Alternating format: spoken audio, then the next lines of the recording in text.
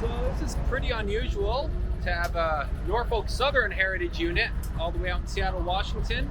And I saw it completely by accident out here. I was driving on the highway over there and happened to glance over and I saw the PNS locomotives, which caught my eye because, you know, we don't have those back home. Not too often anyway. And then I realized there's a different color one. And I glanced and I saw what it was. So I was like, sweet.